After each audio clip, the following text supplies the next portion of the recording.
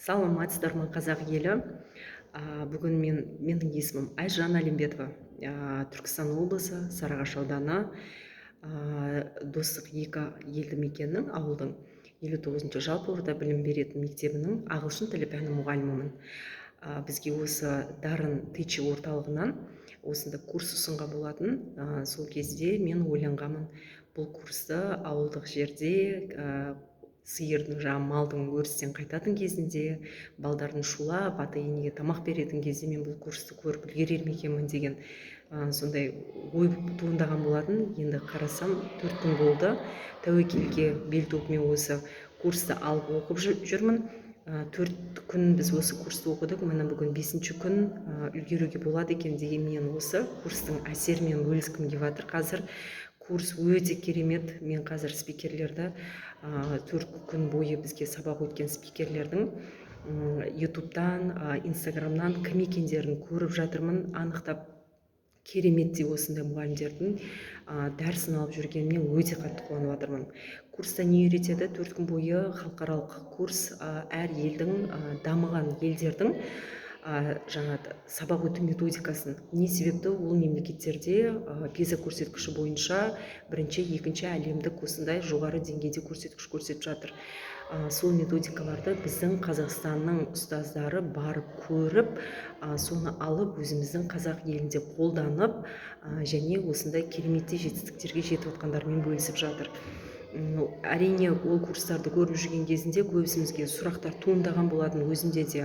Әрине, бұл Жапон елі, әрине, бұл Корея елдерінде, Филиппин елдерінде ол жақтың оқу бағдарламасы басқа, ол жақтың халқының ойлауы басқа деген ой туындайтын. Бірақ осы спикерлердің әрқайсысы өзіміздің Қазақстанда осы оқу бағдарламасымен ақ осы өзіміздің қазақ балдарын Гарвард сияқты университетке неше түрлі түлектерді түсіріп жатқанда оқуға, грантқа мен өзім таң қалдым. Өзіме сұрақ туындады.